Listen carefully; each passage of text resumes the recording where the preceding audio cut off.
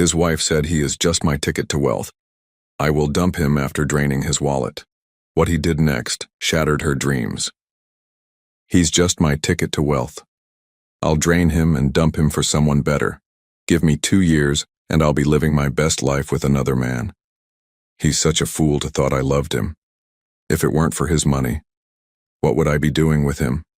He's not even my type at all. Those were the last words Marissa Ellison whispered to her friend on phone before her husband walked through the door. She had no idea that the man she'd been using for money had already orchestrated the most brutal revenge in marriage history. What happened next will make you question everything you think you know about love, money, betrayal, gold diggers, and ice-cold justice. Viewers, what would you if you overheard your wife saying these words? Drop your thoughts in the comments. The Ellison condo sat quiet in the late afternoon, Denver sunlight spilling through tall windows onto polished hardwood floors. Grant Ellison turned the key and stepped inside, suitcase still in hand, his mind filled with plans for the evening. He'd ended his Chicago business trip 2 days early. Their first wedding anniversary was in 5 days, and he wanted the surprise of walking through the door unannounced, of telling Marissa they could spend the week planning a celebration together. But before he could call her name, a voice stopped him cold. Marissa's laughter floated down the hallway, sharp and mocking. Then came the words that made his breath lock in his chest. He's just my ticket to wealth. I'll drain him and dump him for someone better. Give me 2 years and I'll be living my best life with another man. He's such a fool. Thought I loved him.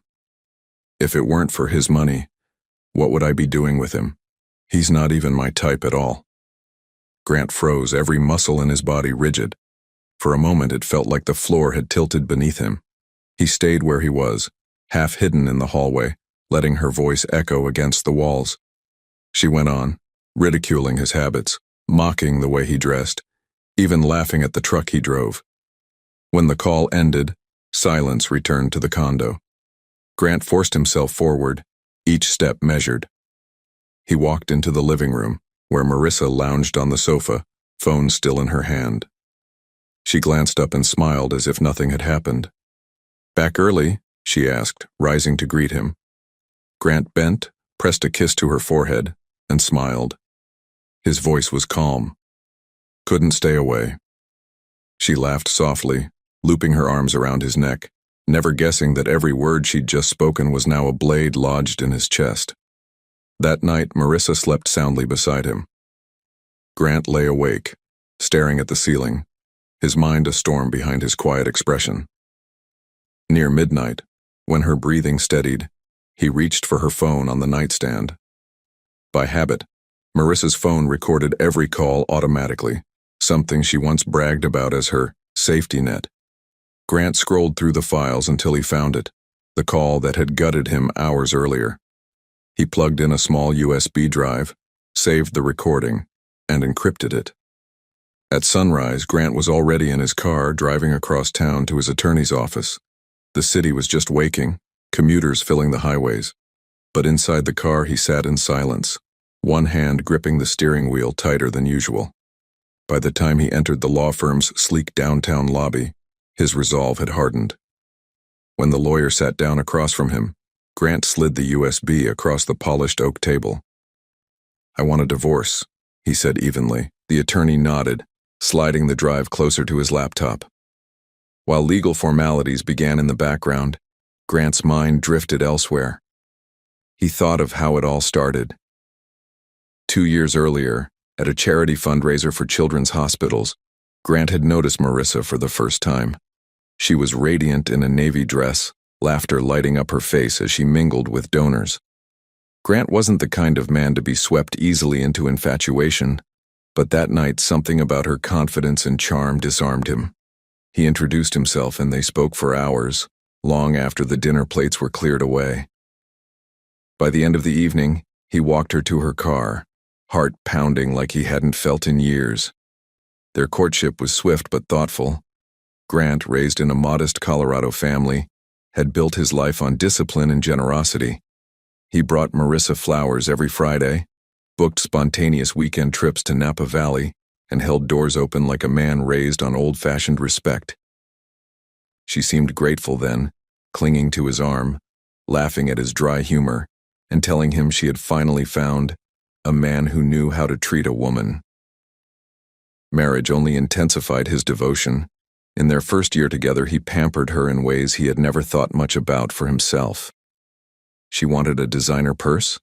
He bought it without hesitation. She dreamed aloud of spending a week in Cabo. He arranged it quietly and presented the tickets at dinner. Even on his busiest days managing financial portfolios for high-net-worth clients, he texted her good morning and called her at night to hear about her day. He believed he was building a life of partnership, where his success was their shared foundation. Looking back, the signs were there, subtle but unmistakable. He remembered the time she scoffed at his car, a midnight blue Lexus sedan he chose for its balance of elegance and restraint. "You could easily afford something flashier," she had said. "Why settle for this when a Range Rover or a Maserati would actually turn heads?" He had brushed it off, smiling at what he thought was light-hearted teasing. Now, in the lawyer's office, those words felt like cracks in the foundation he had ignored. He recalled other moments too, her lingering glances at other men in expensive suits, her fixation on labels and status, her jokes about wanting a mansion before she turned 30. At the time, he had chalked it up to youthful ambition. Today, he saw it for what it was, greed dressed as charm. When the paperwork was outlined, Grant rose, thanked his attorney, and slipped the USB back into his pocket. On the drive home, the Lexus hummed quietly through Denver streets. Behind the calm expression on his face, his mind was already working step by step toward the moment he would take back his dignity in full view of everyone she had fooled.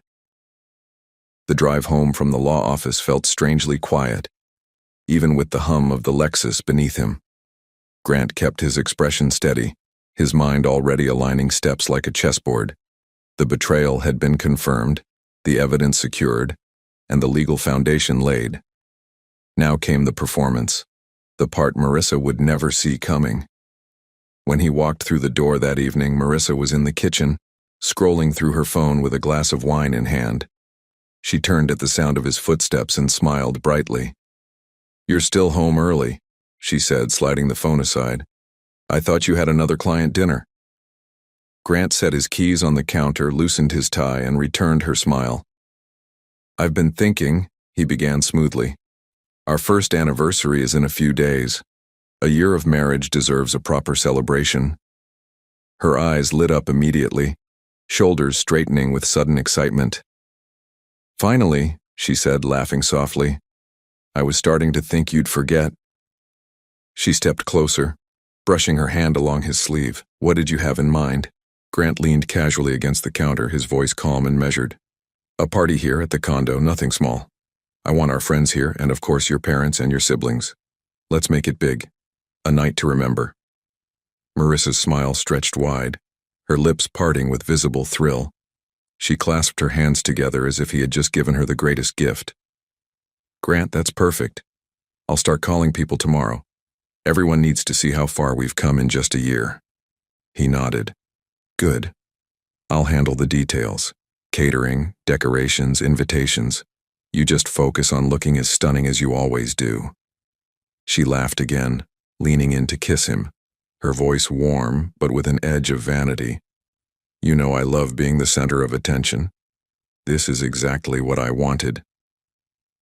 Inside, Grant's stomach twisted. He studied her face, so radiant, so convincing, and wondered how many of their friends had already heard her private thoughts about him. Yet outwardly he betrayed nothing. His hand brushed over hers with practiced affection. After dinner, Marissa couldn't stop talking about the party. She listed outfits she might wear, mused about which hairstyle would photograph best, and even suggested a professional photographer to capture the night. Grant listened, nodding, filing each word away as a reminder of how deeply appearances ruled her world.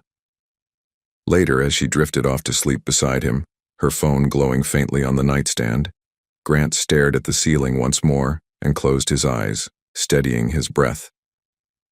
The countdown had begun. The following morning, Marissa woke before Grant, her phone already in hand. She was calling friends, making lists, and sketching out the details of what she believed would be the highlight of her marriage so far. A glittering anniversary party that would showcase her success as a wife married into wealth. Grant brewed coffee in the kitchen, listening to her voice float from the bedroom. She spoke with the enthusiasm of someone about to walk a runway, her tone dripping with anticipation. Yes, the whole place will be decorated. Oh, you'll see. It's going to be perfect. When she joined him at the breakfast table, Marissa was buzzing with energy. She pulled out a notepad filled with scribbles. I've already called my parents and they're thrilled. My sister's flying in from California and even my brother said he'd make the trip. Everyone wants to see what we've built in just 1 year. Grant sipped his coffee, meeting her bright eyes with a steady gaze. That's wonderful. The more, the better. It'll be a night no one forgets. Marissa grinned, taking his words as confirmation of her dreams. She began listing outfits she might wear, comparing colors and styles, debating between emerald silk and deep red satin. She turned the notepad toward him, expecting approval. Which one do you think photographs best? He looked at the sketches without really seeing them. Whichever makes you happiest, he replied. That was all she needed. She launched into talk about the catering, the music, the decor. Her enthusiasm spilled over every corner of the conversation. It was, to her, a coronation. Proof she had chosen well. Proof she was living the life she deserved. Inside, Grant kept his composure. He watched her gestures, her wide smile, her eyes glowing with vanity. Every word she spoke reminded him of the recording now encrypted on his drive, the cruel laughter, the admission that he was nothing more than a ticket to wealth. The contrast between the woman in front of him and the woman on that recording was staggering, but he let her bask in the illusion. Over the next 2 days, Marissa threw herself into preparation. She visited boutiques downtown, swiping his card without hesitation. She booked a hairstylist for the morning of the event. Packages began arriving at their door, new shoes, new jewelry, imported wine for the bar. Grant signed for each delivery, quiet and steady, keeping his thoughts sealed behind a calm exterior. On the surface, he was the devoted husband indulging his wife's excitement. Underneath, every detail she organized became one more piece of the stage he was building, not for celebration but for truth.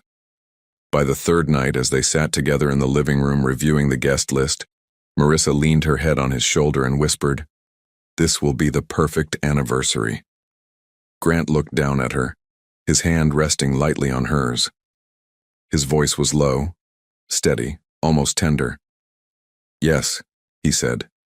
"Perfect." The morning before their anniversary began with Marissa already in motion. She had a hair appointment booked at an upscale salon downtown and planned to stop by her favorite boutiques afterward. Grant watched her glide out the door in a tailored coat, her excitement radiating. She kissed him quickly on the cheek before leaving, already on the phone with her sister about which dress would dazzle more under soft evening lights. By late afternoon, shopping bags filled her arms when she returned home. She placed them carefully on the sofa and called for Grant to come look. "I found the perfect one," she announced, holding up a gown of deep emerald silk that shimmered as the fabric shifted.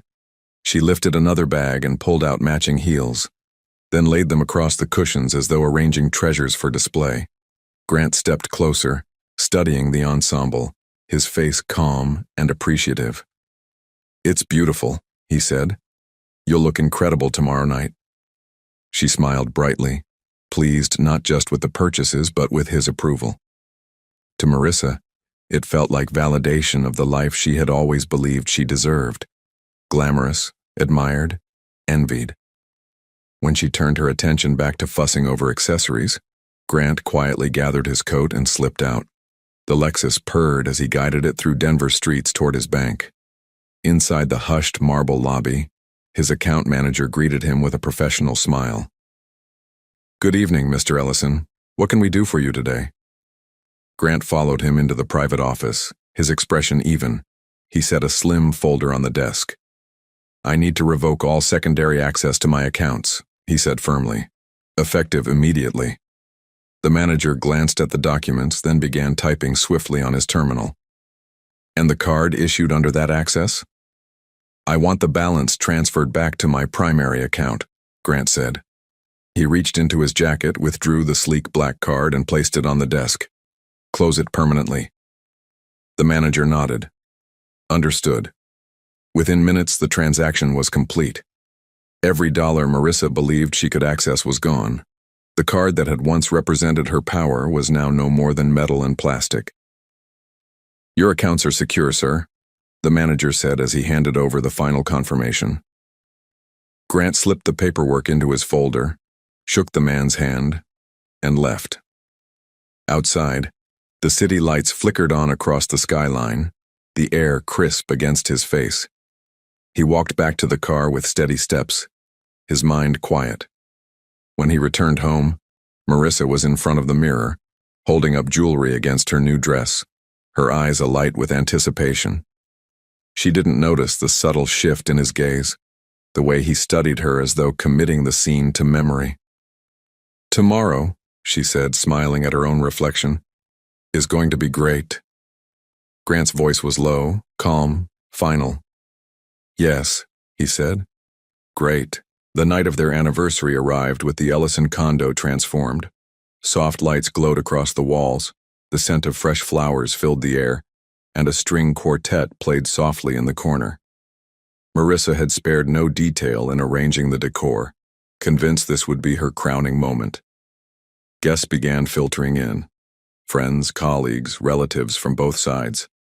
Marissa's parents arrived first, her mother in pearls, her father in a sharp navy suit. They embraced Grant warmly before turning their attention to their daughter, who descended the staircase in the emerald gown she had purchased only a day earlier. A hush swept across the room as she appeared. The silk caught the light with every step, the heels clicking against the polished floor. Conversations paused, eyes followed her, and smiles spread as guests whispered their approval. Marissa glowed under the attention, her chin lifted proudly. Look at you, her mother whispered, teary-eyed. You've done so well for yourself. Marissa laughed softly, hugging her parents. This is just the beginning, she said, her voice brimming with confidence. Throughout the evening, she moved gracefully from group to group, accepting compliments with polished ease. She spoke about their marriage, about Grant's career, about how far they had come in just a year. To those who asked, she hinted at bigger plans, a larger home, more travel, perhaps even children in the near future. Her tone suggested a life perfectly mapped out, with her firmly at the center. Grant, meanwhile, played the role of the attentive husband. He welcomed guests, offered drinks, and kept his voice warm and steady.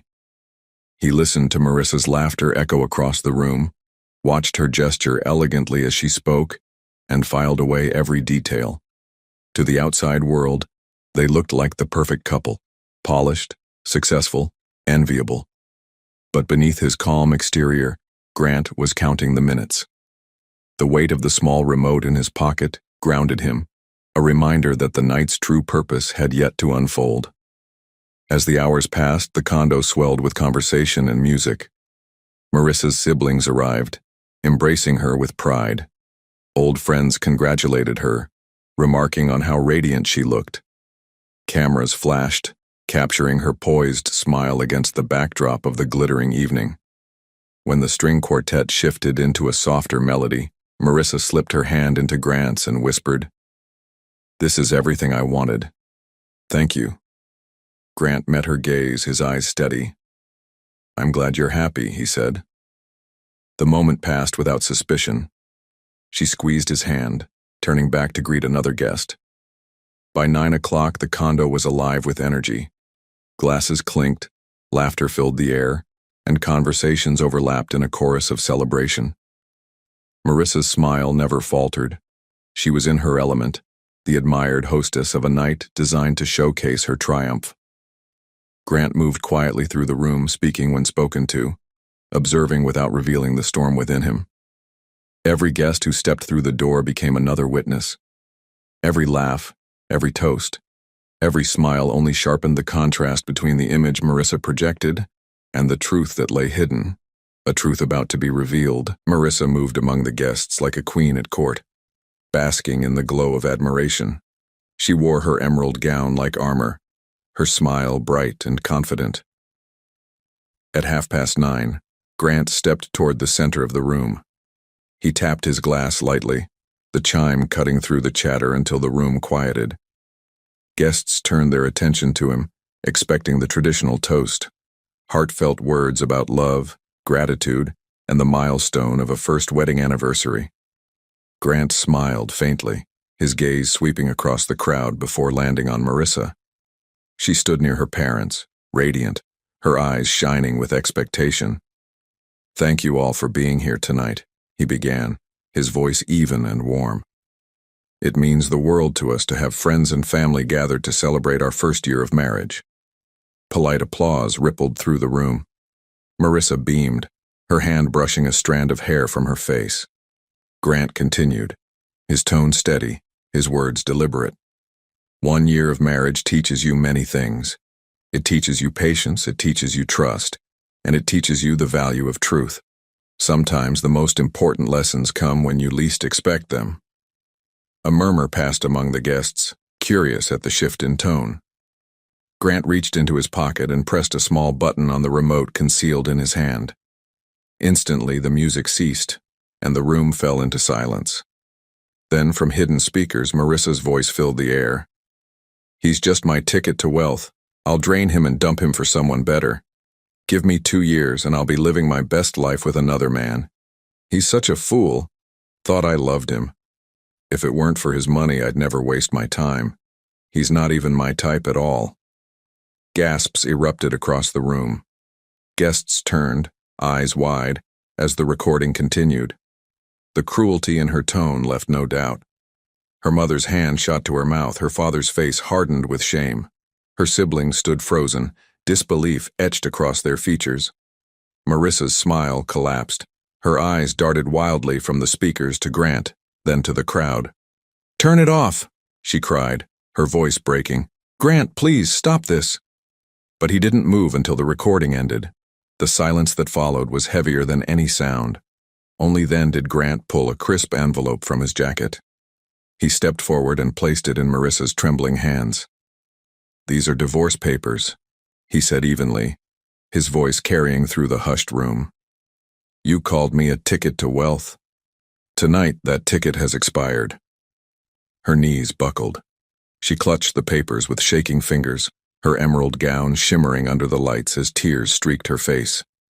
Around her, whispers swirled. Pity, disgust, shock. Her parents turned away, unable to meet her eyes. Friends shifted uncomfortably, their admiration replaced with judgment. The woman who had walked into the party as its brightest star now stood exposed, stripped of her illusion. Grant stood tall, calm, and unshaken. The truth was no longer his burden alone. It belonged to everyone in the room. The silence in the room felt suffocating, broken only by the faint hum of the speakers as they powered down. Marissa stood frozen in the center, the divorce papers trembling in her hands. Her emerald gown, the very symbol of her vanity, shimmered under the lights as though mocking her downfall. "No," she whispered, her voice cracking. She looked up at Grant, her eyes wide, pleading. "Please, you don't understand. That wasn't serious. It was just talk. I didn't mean it." Her words tumbled over each other, frantic, desperate. She dropped the papers and rushed toward him, clutching his arm. "Grant, I love you. You know that. You're twisting this. You're humiliating me in front of everyone. Please, give me another chance. I can change." Grant's gaze remained steady, his expression calm but resolute. He gently but firmly removed her hands from his arm. "Change?" His voice was quiet, but carried across the room. "A marriage built on lies doesn't change. It ends." Her knees buckled, and she collapsed onto the floor, tears spilling down her cheeks. She reached for the hem of his jacket like a child clinging to a parent. "Please, I'll do anything." Don't leave me like this. Not tonight, not in front of them. The guests shifted uncomfortably. Marissa's mother dabbed at her eyes with a trembling handkerchief, her father staring down at the floor in shame. Her siblings whispered among themselves, unable to bear the sight. Grant bent down just enough to meet her tear-streaked face. His tone never wavered. You wanted wealth. You wanted status. You got your party, your dress, your spotlight. But love, respect, partnership, those things can't be bought, and you threw them away. Marissa sobbed louder, clutching the crumpled papers, her mascara staining her cheeks. Please don't do this. I swear I'll be better. I'll be the wife you deserve. Just, please don't end it like this. Grant straightened, his tall frame commanding the room. His voice was final. It already ended the moment you spoke those words. Tonight is only the truth catching up. He turned to the crowd, his composure unshaken. Thank you all for coming. I'm sorry you had to hear this, but you deserve to know the truth. Good night. With that, he walked calmly toward the door, his movements deliberate, dignified. He didn't raise his voice, didn't gloat, didn't break. He simply left the condo, the murmur of stunned whispers following him out into the cool Denver night. Behind him, Marissa crumbled, her sobs echoing through the room. Her parents knelt beside her, their faces etched with humiliation and sorrow. Friends avoided her eyes, their admiration replaced by pity and judgment. The glittering anniversary party had become her public undoing. Grant stepped into the night air, his breath steady, his stride unbroken. The storm that had brewed inside him for days had finally passed. He had lost a wife, but he had reclaimed his dignity. And as he walked away, the city lights stretching ahead of him, he knew one truth with absolute clarity. Some betrayals don't deserve forgiveness. Do you think Marissa deserves a second chance? Drop your thoughts in the comments. Don't forget to like and subscribe for more interesting and true-to-life stories.